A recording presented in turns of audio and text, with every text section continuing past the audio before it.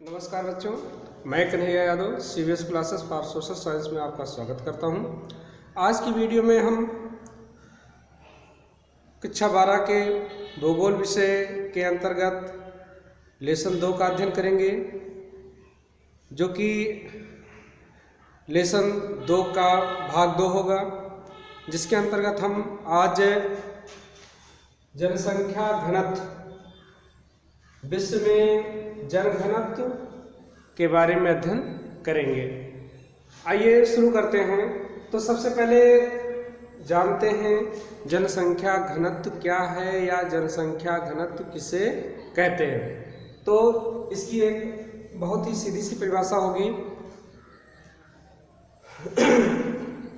प्रति वर्ग किलोमीटर या प्रति वर्ग इकाई क्षेत्र में निवास करने वाले व्यक्तियों की संख्या को जनसंख्या घनत्व कहते हैं। एक बार फिर से सुन लें। प्रति वर्ग किलोमीटर क्षेत्र में प्रति वर्ग किलोमीटर में निवास करने वाले व्यक्तियों की संख्या को जनसंख्या घनत्व कहते हैं, या प्रति वर्ग इकाई क्षेत्र में निवास करने वाले व्यक्तियों की संख्या को जनसंख्या घनत्व कहते हैं। जनसंख्या घनत्व को गणितीय घनत्व भी कहा जाता है। इसको निम्न सूत्र के द्वारा ज्ञात किया जाता है। सूत्र यह है, जनसंख्या घनत्व बराबर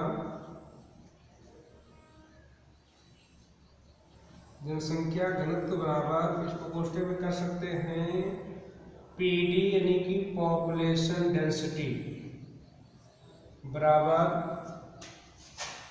कुल जनसंख्या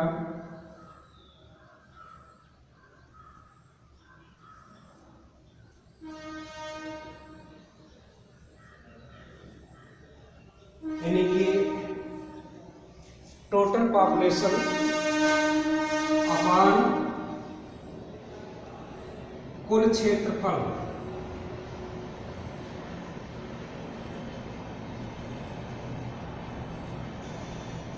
यानी कि टोटल एरिया यानी कि टीए, इसको टीपी कर सकते हैं, टोटल पॉपुलेशन। जैसे कोई क्षेत्र है जिसका कुल क्षेत्रफल 500 वर्ग किलोमीटर है और उस क्षेत्र की जो टोटल पॉपुलेशन है वह 50,000 है।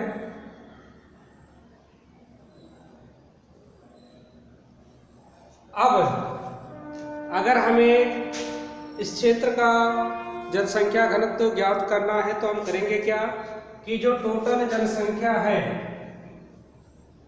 टोटल जनसंख्या कितनी है 50,000। इस 50,000 में जो टोटल क्षेत्रफल है कितना है 500, इससे हम भाग दे देंगे। 2 जीरो इधर कट गए, 2 जीरो इधर कट गए, 5 से 5 कट गया, यहाँ 1 आया, ये 2 जीरो बचे, यानी कि जो जनघनत्व आया वह 100 व्यक्ति प्रति वर्ग किलोमीटर, प्रति वर्ग किलोमीटर। ये रहा जनसंख्या घनत्व और जनसंख्या घनत्व को निकालने का फार्मूला।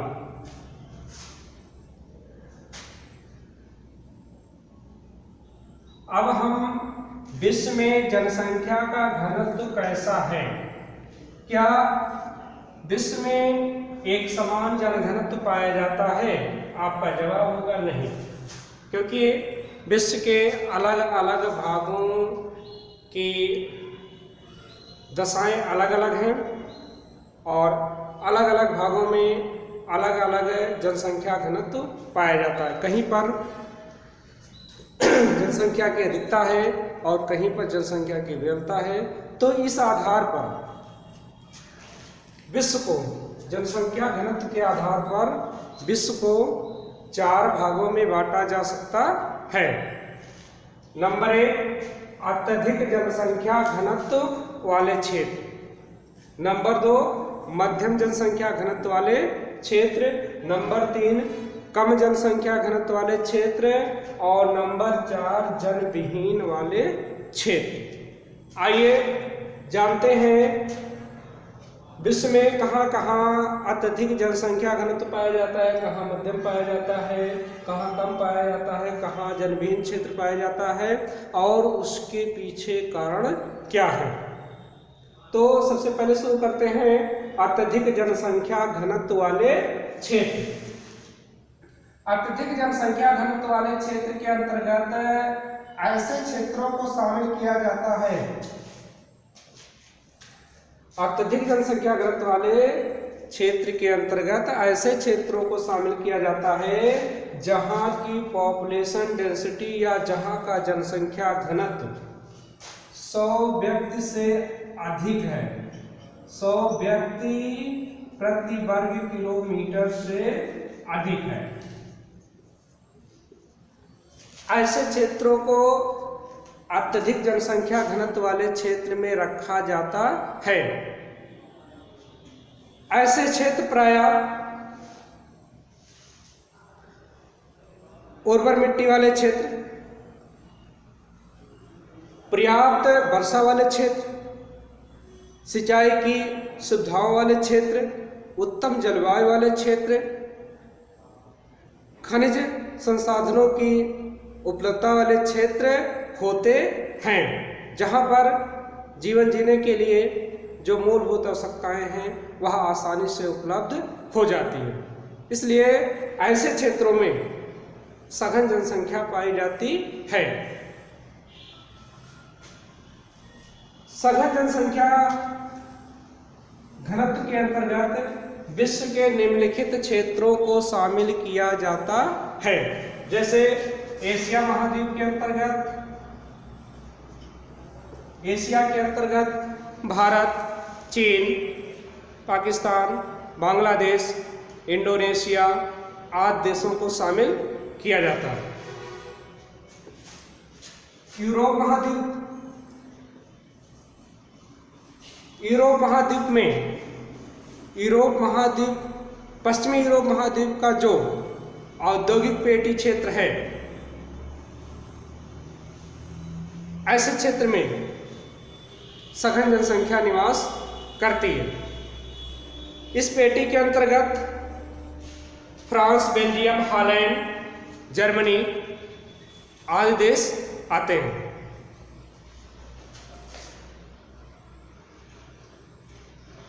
अगला है यूएसए। यूएसए का क्षेत्र या अमेरिका।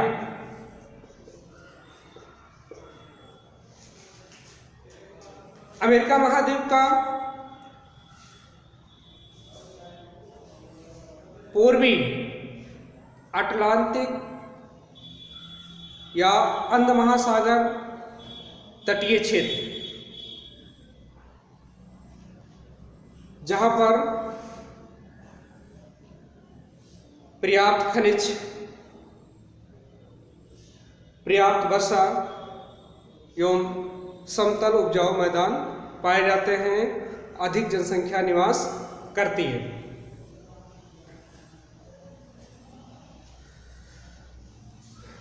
ऐसे क्षेत्रों में ऐसा नहीं है कि जो जनघनत्व है वह 100 व्यक्ति प्रति वर्ग किलोमीटर से अधिक नहीं पाया जाता है। इसके अंतर्गत कुछ ऐसे भी क्षेत्र हैं जहां पर 100 व्यक्ति प्रति किलोमीटर से अधिक जनघनत्व पाया जाता है, जैसे जापान, चीन,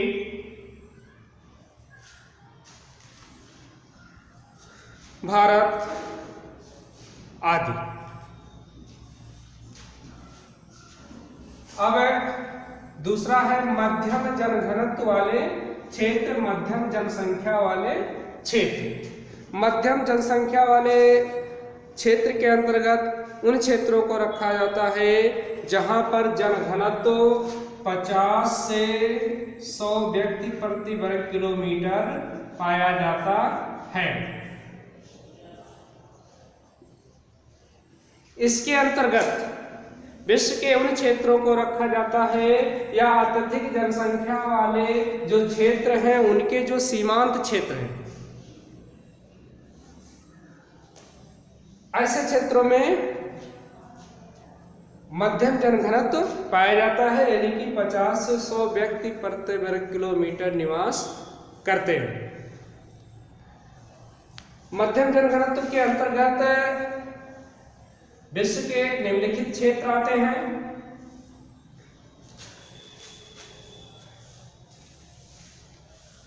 जैसे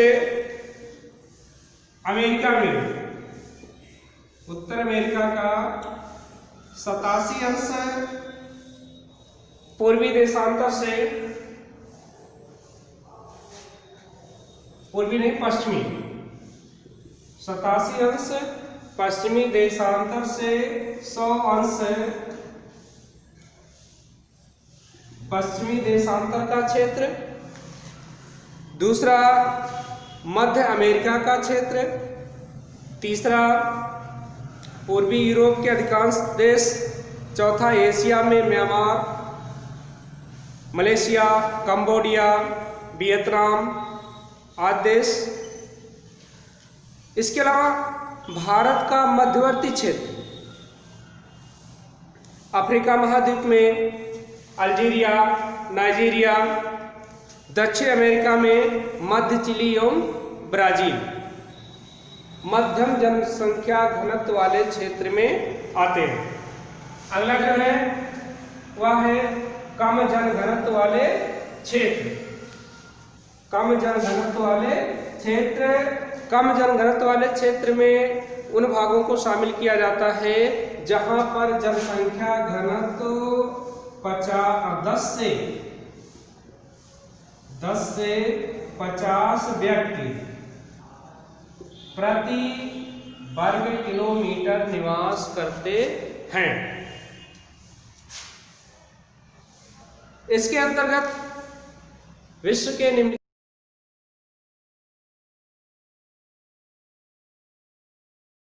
अगला है कम जनसंख्या घनत्व वाले क्षेत्र। कम जनसंख्या घनत्व वाले क्षेत्रों के अंतर्गत ऐसे भागों को रखा जाता है जहां पर जनसंख्या घनत्व 10 से 50 व्यक्ति प्रति वर्ग किलोमीटर पाया जाता है। कम जनसंख्या घनत्व वाले क्षेत्र के अंतर्गत वह भाग आते हैं जहां पर पर्याप्त वर्षा नहीं होती, सिंचाई की सुविधाएं उपलब्ध नहीं हैं, जहां पर पशुचारण का कार्य किया जाता है। इसके अंतर्गत विश्व के निम्नलिखित भाग आते हैं, जैसे एशिया, अमेरिका एवं अफ्रीका के विस्तृत घास के मैदानी प्रदेश, अफ्रीका में मलागासी, सूडान, एशिया में इराक, ईरान, पश्चिमी साइबेरिया एवं मरुस्थलीय क्षेत्र आदि आते हैं। अगला जो है वह है जनविहीन क्षेत्र या निर्जन क्षेत्र।